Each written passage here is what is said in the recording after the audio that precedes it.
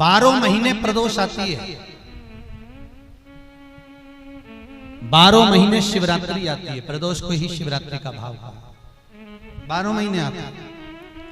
अगर व्यापार ना चले, दुख तकलीफ ज्यादा हो, कष्ट ज्यादा हो, बहुत टेंशन जिंदगी में चल रहा हो, कोई काम हो ही नहीं रहा, कोई दिक्कत ही दिक्कत है, व्यापार सही ना चल रहा हो, कष्ट ही कष्ट हो,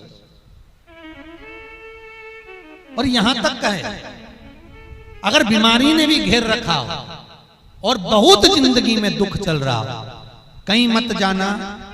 प्रत्येक महीने प्रदोष आती है, हर महीने शिवरात्रि प्रदोष आती है। 1 लोटा पानी, 5 बेलपत्र,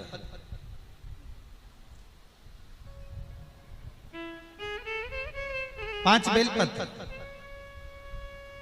1 शमी पत्र,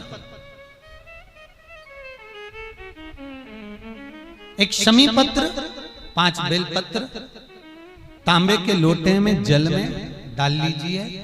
7 दाने अक्षत के, आखे अक्षत के डाल लीजिए। और प्रदोष काल में, प्रदोष काल जो शाम का समय होता है, प्रदोष काल में भगवान शंकर के मंदिर जाकर पांव में चप्पल पहनकर ना जाइए। घर में घी का दिया लगाकर कलश लेकर शिव के मंदिर में चले जाइए। शिव मंदिर में दिया नहीं लगाना है, आपको केवल घर में दिया लगा कर जाना है। और शंकर जी के मंदिर में वो ऐसा कैसा ही पानी पूरा उंडेल कर डालकर शिवलिंग पर आ जाइए। झोली पसार कर प्रणाम करिए।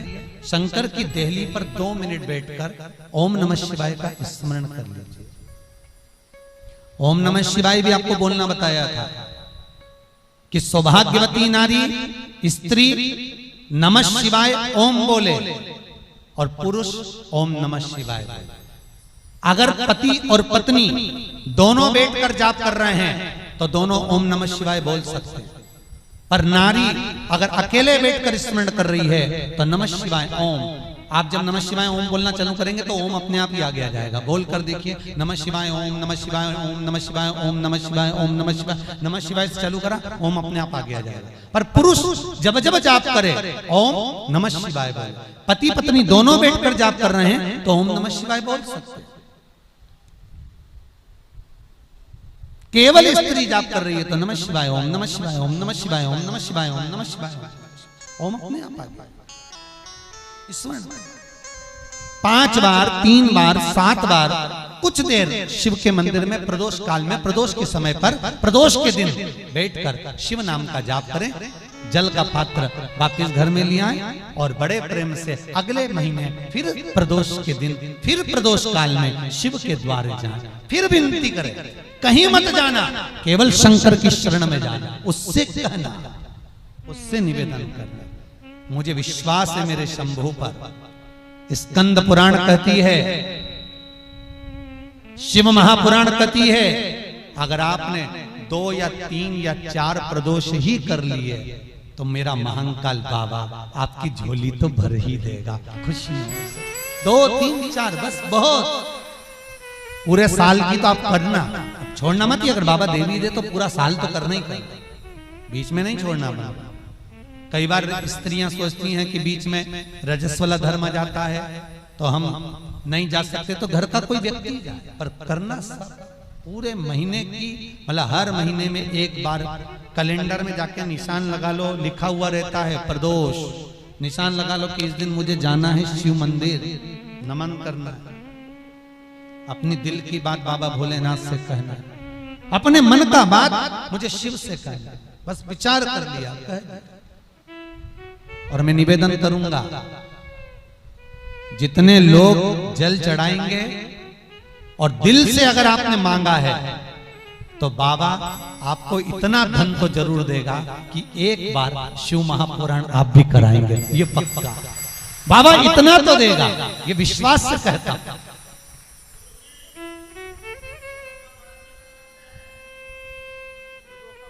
हाँ, आपका मन है करना हो तो करो, नहीं तो यहाँ तो हमारे यहाँ तो शिव महापुराण की कथा कहती है, तुम्हारा भाव पड़े वैसा करो। पर प्रदोष का जो नियम बताया है, शंकर का अनुमोदन जो बताया है वो कर सकते।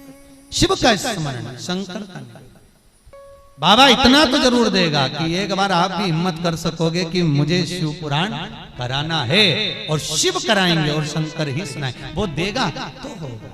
वृंदा का सातित्व अगर इतना प्रबल है तो फिर इसको मारना मुश्किल है।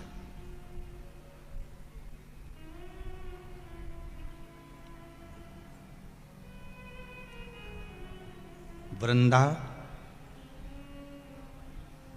उस समय में, वृंदा उस सतयुग के समय में सबसे बड़ी वैष्णव थी, जिसने अपने प्राणों को त्याग कर तुलसी का क्यारा बन गई थी।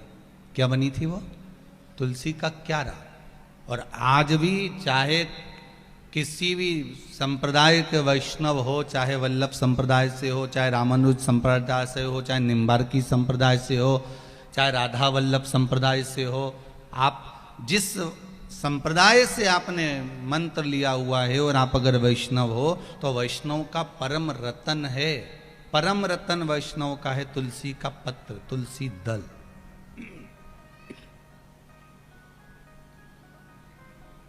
परम रतन है।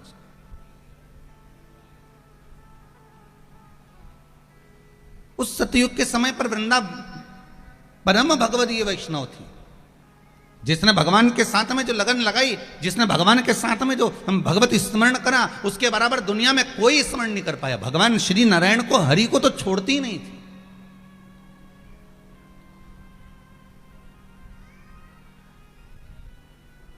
एक क्षण के लिए भगवान को नहीं छोड़ती, एक क्षण के।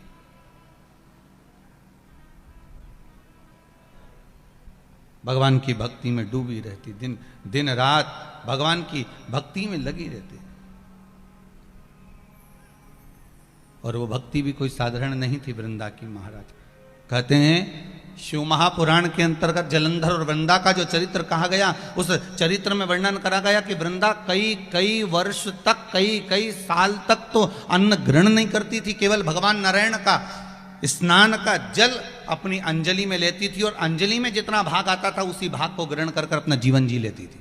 ये इतना वैष्णव धर्म मां उस वृंदा ने निभाया।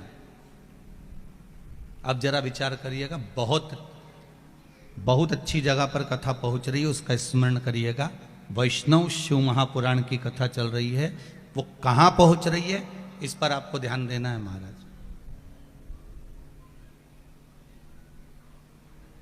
कई वर्ष तक जो केवल जल, भगवान नारायण के चरणारविंद का जल, उनके स्नान का जल पीकर अपना यापन कर रही हो, कई वर्ष तक भगवान विष्णु की अविरल भक्ति में डूबी हुई हो, तो विचार करना कि वो परम भगवदीय वैष्णव कितनी होगी। और इतनी भगवान की भक्ति में डूबने वाली, इतनी भगवान का रसास्वादन करने वाली, इतनी भगवान के चरणारविंद के सेवा में लीन लेन रहने वाली, और जब उस वृंदा के पति को मारा गया और वृंदा का पति जब मर गया तब वृंदा की आंख में जल भर गया, और जल भरकर 5 प्रश्न वृंदा ने भगवान शंकर और भगवान विष्णु से करे।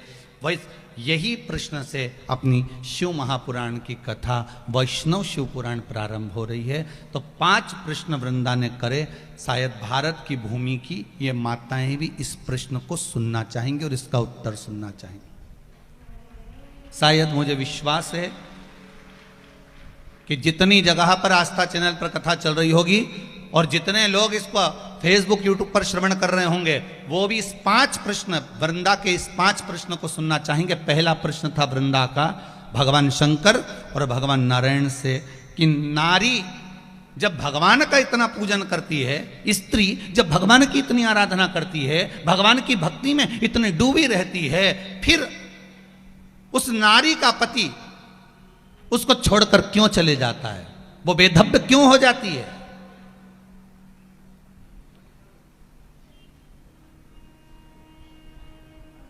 अभी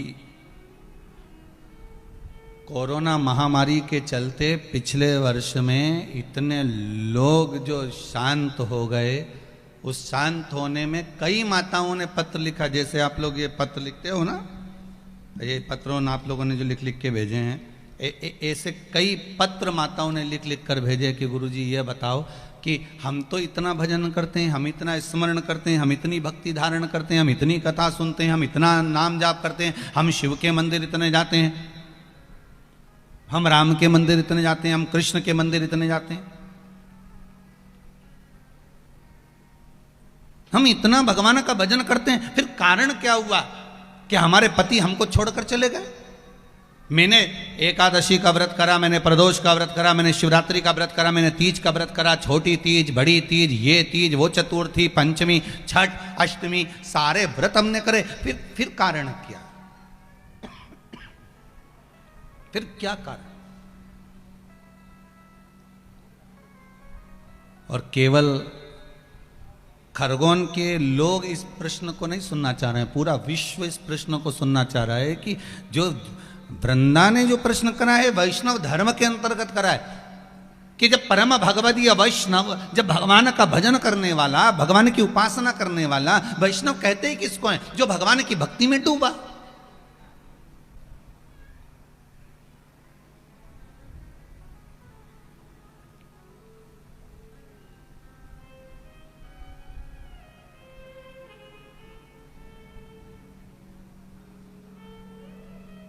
वैष्णव और स्मार्त में अंतर है। आप लोग कभी कैलेंडर देखे हैं आप लोगों ने? जम के बोलो जरा। कैलेंडर आपके घर में होगा तो उसमें 2 एकादशी पड़ती है। बोलो सही है कि गलत है? एक में लिखा रहता है वैष्णव की एकादशी और दूसरी में लिखा रहता है स्मार्त। जम के बोलो जरा, स्मार्त एकादशी। अब लोगों उनको चक्कर में पड़ जाते हैं कि हम ये करें कि ये करें, पर शिव महापुराण की कथा कहती है कि तुम्हारी मर्जी पड़े जो करो, तुम तो बड़े पर करो जरूर। हम तो यहां तक कहते हैं वल्लभ कुल की एकादशी करो, भले बकरी जैसे चरो पर करो, पर अपने को छोड़ना नहीं है एकादशी। भले तुम वैष्णव धर्म की कर लो चाहे स्मार्ती की कर लो, पर करो।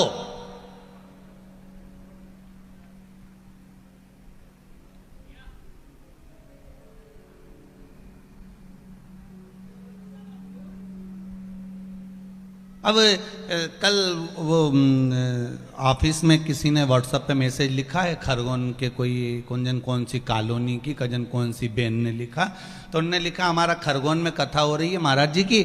अब महाराज जी से हमें ये पूछना है कि हम आस्था चैनल पे टीवी पे सुने कि पंडाल में जाके सुने?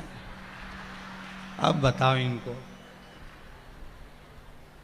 तो वो समीर जी बोले कि वो गुरुजी वो आया है, इसका उत्तर क्या लिख के देना है? तो हमने कहा लिख के एक बात उनको कह दो कि एक घर में पिज़्ज़ा बुलवा लो और एक टीवी पे पिज़्ज़ा देख लो, ठीक है?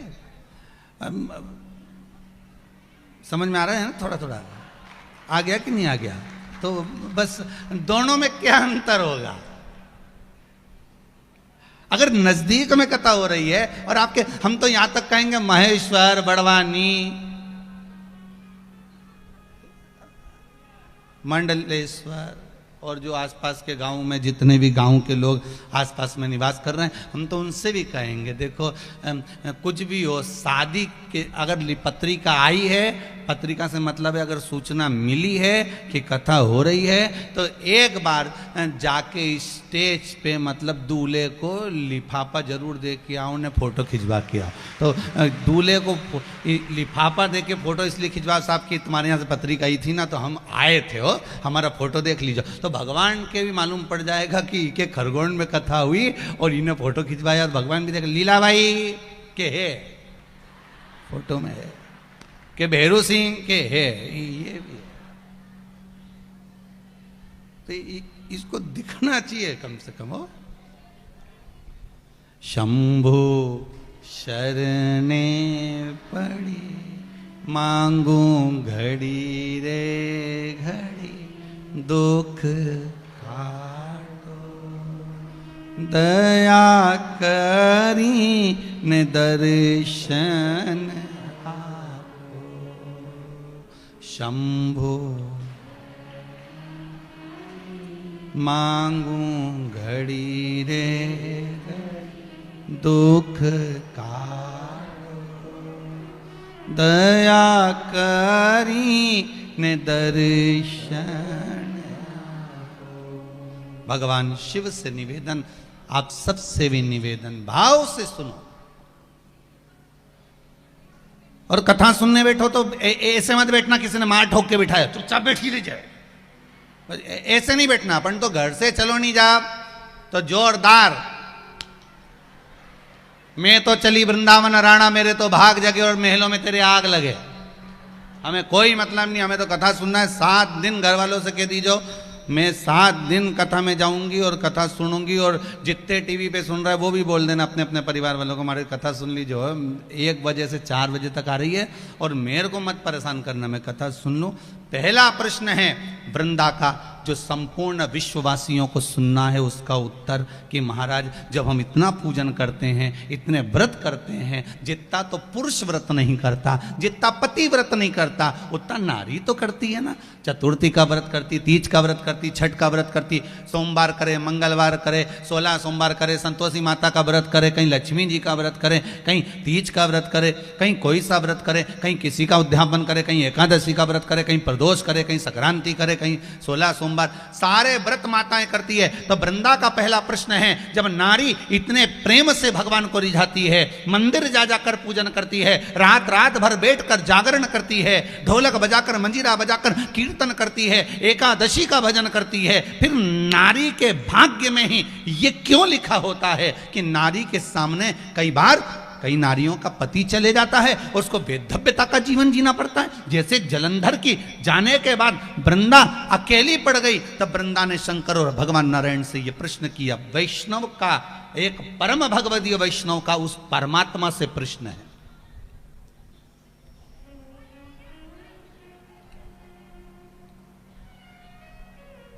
एक परम भगवदीय वैष्णव का उस परमात्मा से प्रश्न है, एक परम भगवदीय वैष्णव का श्री हरि और हर से प्रश्न है।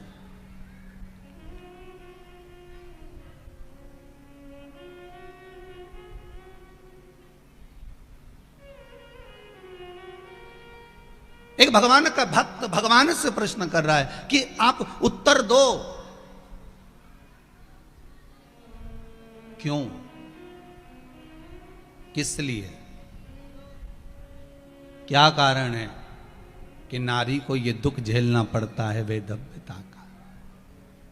वो कितनी उपासना करती है, केवल इसलिए करती है कि महाराज, वो उपासना इसलिए करती है कि प्रभु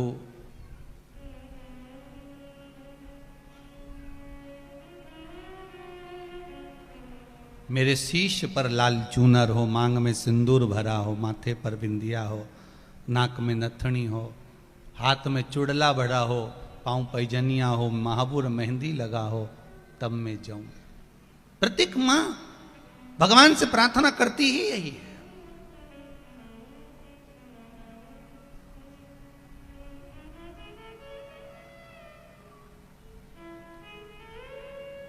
प्रत्येक मां करती। महाराज, मेरे माथे पे कुमकुम की बिंदिया रहे,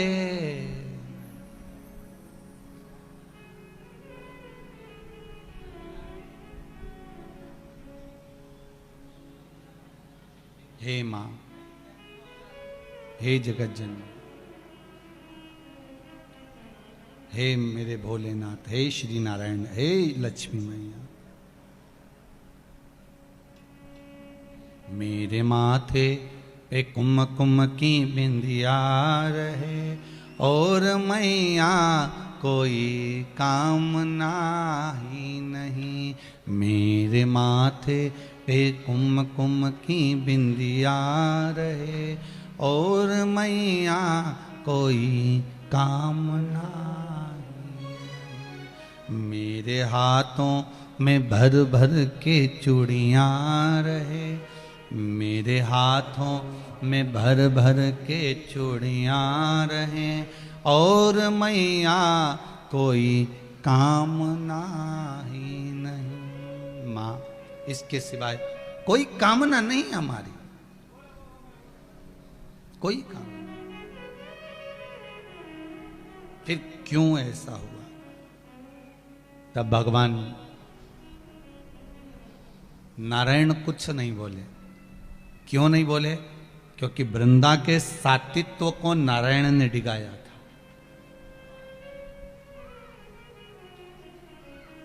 वृंदा के सातित्व को नारायण ने डिगाया था, इसलिए नारायण कुछ नहीं बोले। बोले कौन? तो कहा एक वैष्णव को वैष्णव ही समझा सकता है, एक वैष्णव को वैष्णव ही समझाता है।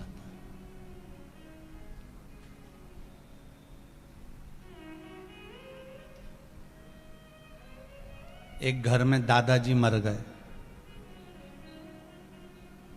अब दादाजी मर गए तो सब बहुएं रो रही थी। दादाजी चले गए तो अब मोहल्ले के लोग आते हैं तो वो समझाते हैं, देखो अब ये तो भगवान के हाथ में है साहब, अब ये कौन रचा है, देखो अपने जीवन को थोड़ा सा धैर्य बांधो, अब मत रो। समझाते लोग, बोलो समझाते कि नहीं समझाते? समझाते हैं ना। जब किसी के यहाँ मरे में जाओ तो समझाते हैं, देखो अब जो तो लिखा है भाग्य में वो तो होकर रहेगा, अब उसको क्या कर सकते हो। कितना विचित्र जीवन है। उसके दादा शांत हुए तो तुमने जाकर समझाए, और तुम्हारे दादा निपटे। वो कौन आया? जिसको तुमने समझाया था वो ही पलट के, अब क्या कर सकते हैं। देखो जीवन बड़ा छोटा सा है। ये पक्का है कि जिसने बैटिंग करी है वो बॉलिंग भी करेगा, और जिसने बॉलिंग करी है वो बैटिंग भी करेगा। ये पक्का। मतलब दुख सुख मनुष्य के जीवन में कभी भी किसी जगह, हर पल हर घड़ी हर क्षण कहीं पर भी आ सकता है।